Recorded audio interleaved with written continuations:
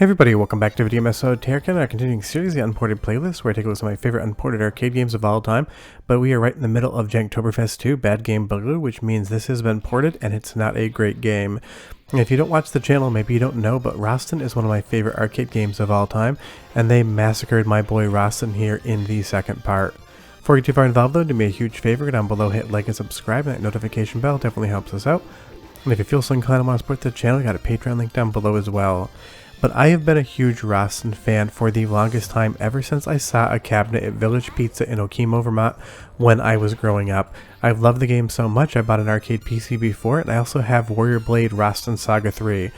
This is the second game in the Rastan series, but it plays like The Godfather Part 3 watches, which is to say completely non-essential and a letdown compared to the rest of the franchise. Now, I'm not saying Rastan Saga II is a terrible game. It is a competent beat-em-up kind of hack-and-slash style arcade game, but it does not have any of the charm or challenge or even sort of flair that the original does. And that is down to the fact that the original Rastan was such a huge hit for Taito. This sequel came out in under a year, which has all the hallmarks of a rushed sequel. It just does not play as good as the original game. And even though it's on a later release, it doesn't even look as good as the original game, in my opinion. You can definitely argue that, leave me a comment down below, but I will show some footage side by side in a bit. I was so excited when I found out that there was a sequel to Rastan because I never remember seeing this in North America. For the longest time, only Rastan was the game I knew about until I started getting into arcade collecting. But when I found out this was available, I absolutely grabbed it, and I did not like it whatsoever. I do at least appreciate this boss design here. It looks like the alien queen from the movie Alien mixed with a priest. There is some fun design here and there, and if that's not Conan the Barbarian, I don't know who it is. I'm surprised Taito got away with that back in the day. But the thing is, the boss fights are just so anticlimactic. They just move left and right, you just kind of spam your attack, you gotta take some deaths. There really isn't any sort of challenge or cadence to the boss fights compared to the original Rastan, where you could get completely defeated if you played it wrong, or if you did it right, you could take no damage whatsoever and totally destroy the boss. Or stuff like this, just these rocks falling from the top. It just doesn't make any contextual sense. Take a look at the original Rastan. This game is incredible. The color, the artwork, the sprites, everything about it looks so good. This is a classic Hall of Fame level game from Taito. But as we move back over to Rastan Saga II, it just looks completely different. The graphics aren't as good. It's got a cartoonish feel. This is definitely the worst of the three games. If Rastan Saga II was a human, it is the middle child where their siblings are way more successful, and try as they might, they just can't seem to get their shit together. That is Rastan Saga II to a T, and it's just such a disappointment. You can feel the rush job on this game, and even though the sprites are larger, they don't have the same visual flair as the original game or Warrior Blade Rastan Saga III, which has some of the best 2D artwork I think Taito ever did. Of course, it's a Rastan game, you're going to get some platforming, but it's going to be pretty janky. You do see I make that rope there, but this game has some jumps that are damn near impossible. You get down here, each time you fall, that's a life. This jump is basically almost undoable. You have to crawl out onto the ledge to the point in time where physics and Rastan do not get along, as you would just be falling over. Basically stand on the last possible pixel, still fall one more time until you make that jump. If you were in arcades, this area is just designed to take your money, and that's not even the worst one in the entire game. I will get to the worst one shortly. And that is not a good look for an arcade game where you can't succeed on a basic jump because the game is so poorly designed that it will not allow you past. And as we get to Medusa here with a sword, I do like this area, I like those curtains, but take a look at the boss battle on the first stage of the original Rastan. You have different heights, you can go high and low, there's just way more going on in this boss fight. But you move back over to Rastan Saga II and nothing is happening. The boss just moves left and right and you try to get your pokes in before you take too much damage and die, and credit feed to try again. And that's the biggest heartbreak of Rastan Saga II. It just doesn't try. It exists to capitalize on the success of the original game. But the one thing that I can't knock it for is the soundtrack. Straight fire. Listen, I'll be right back.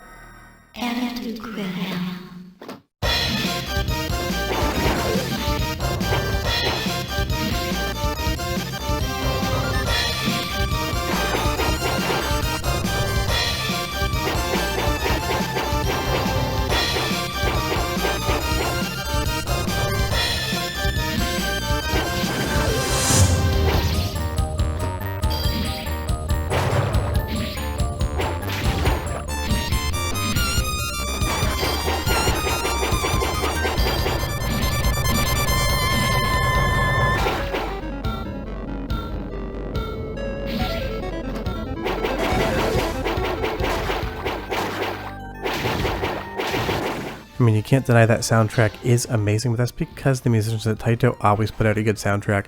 It doesn't matter if it's attached to a disappointing game like Rastan Saga II, it is still great. And this is called Nastar Warrior in North America, and that is because it does have some lore in the end of how Rastan actually got his name, and it actually is pretty hilarious. It's fun in sort of a janky way. But that's the thing about Rastan Saga II. Nothing about this is terrible. This is not a Dino Wreck style game. You can have fun until you get to this area right here. And this is in a later stage in the game, and Rastan Saga II does not teach you whatsoever that you need to be able to perform this command to try to hook on to the edge. It just seems like it's an impossible jump and you keep falling to your death using credits until you realize that by jumping and downstabbing is the only way to catch that corner. It doesn't make any sense why downstabbing helps, but that's the only way to get past this. But when you first play this game, all you're going to do is waste a bunch of credits there. As we move on to another boss battle, I will say it just lacks all of the charm and flair that Rastan could pull off, and that's why this game is on Unported Playlist Janktoberfest. It just feels like something that they made to cash in. If you move over to Warrior Blade Rastan Saga III, obviously a later game, this is an epic boss battle. All of the great animations, everything moving around, it is spectacular. If you take another look at another boss from Rastan Saga III, the animation is there, it has visual flair, it feels like a big battle. But if we move back over to Rastan Saga II, it just feels really boring. This boss has like 3 frames of animation on the sword swing, and that's all it does. It moves back and forth and swings its sword. It is just a letdown. This should have been so much better, and I understand that the developers at Taito, making business decisions, wanted to capitalize on the success of the first game. But Rastan Saga II is a masterclass lesson in why you do not rush a game or any sort of entertainment out to try to capitalize on what came first, because any of the goodwill that Rastan would have built with fans of arcade games back in the day would have been completely destroyed by putting this as the next game. Maybe that's why Warrior Blade 3 isn't very well known, because if you played Rastan Saga II and you saw a new Rastan game come out, you might just assume it was terrible. Because the original Rastan here, the forest level, you have all this nice parallax scrolling, you have all these great animations.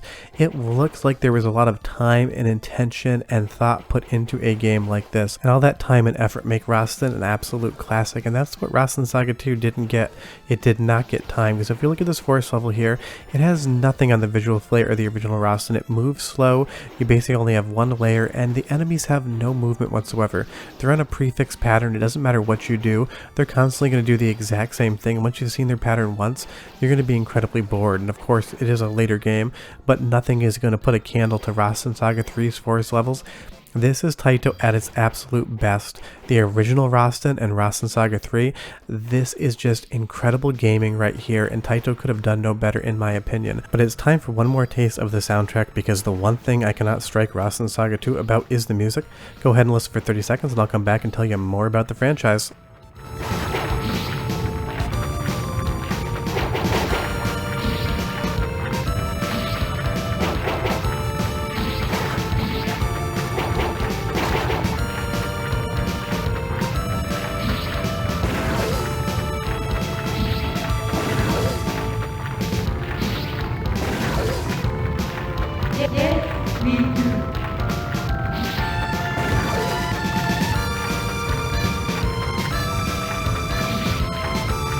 Hey, at least the musicians at Taito and Zuntata could make an amazing soundtrack in a short amount of time, because as this game was rushed, they didn't have a whole lot to work with.